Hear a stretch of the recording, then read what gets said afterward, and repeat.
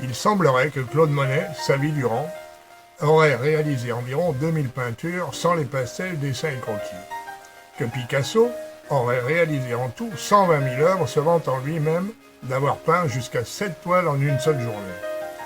Pour moi, la bonne question est différente. Combien d'œuvres doit réaliser un artiste dans une vie? Existe-t-il une bonne moyenne? Et surtout, combien doit-il en laisser derrière lui, considérant qu'elle mérite vraiment de lui survivre? Les temps ne sont pas si lointains où la production des peintres et sculpteurs ne se mesurait pas en quantité. La qualité attendue par les commanditaires était primordiale et l'histoire de l'art est truffée de remises en cause ou de refus d'achat en cours de commande. Nombre d'évictions et de disgrâces d'artistes ne se comptent plus. Certains ont produit très peu, ce qui ne les a pas empêchés de jouir de la notoriété ou de l'aisance pécuniaire. Léonard de Vinci ou Vermeer de Delft en sont les parfaits exemples. D'autres gros travailleurs ont été plus productifs, mais tous avaient des comptes à rendre à leurs financiers. Ils ne pouvaient pas sacrifier la qualité à la quantité. Autre bonne question. Sachant qu'une œuvre d'art au sens strict de la loi est considérée comme une œuvre de l'esprit, doit être unique, réalisée à la main, comment font ces boutiquiers pour répandre de nos jours des centaines ou des milliers d'œuvres uniques d'un même sujet? Inonder le marché mondial de pièces de qualité pour le moins discutables présente-t-il un intérêt? Est-ce que cela ne pourrait pas, au contraire, desservir l'ensemble des professions du domaine artistique?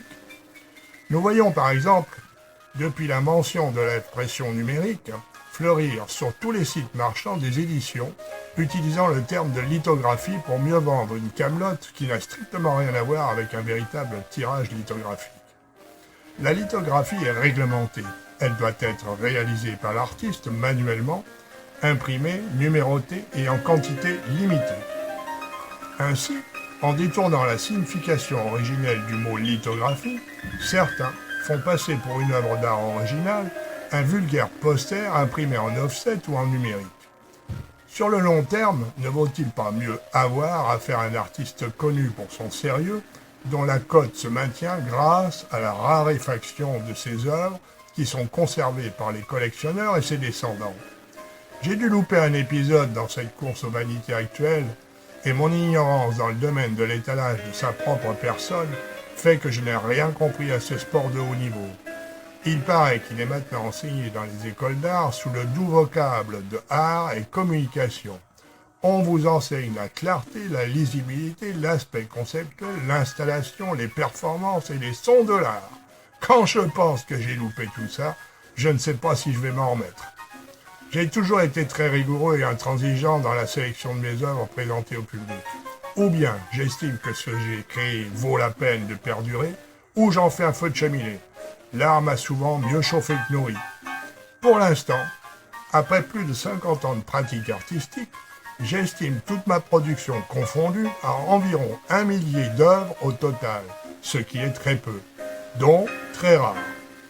Lithographie, sérigraphie, gravure, ces moyens d'expression à part entière, je les ai appris avec humilité et modestie auprès d'authentiques maîtres. Ils m'ont chuchoté à l'oreille leurs leçons en me laissant pénétrer leurs secrets. Ajoutant à cela les recherches menées en aquarelle, au pastel, à l'acrylique et en sculpture, je pense que posséder l'ensemble de ces techniques reliant mon métier me rend plus libre et inventif. Je peux répondre à ma fantaisie créatrice et à mes divagations avec facilité. À tout moment, l'esprit s'élargit et tout devient possible.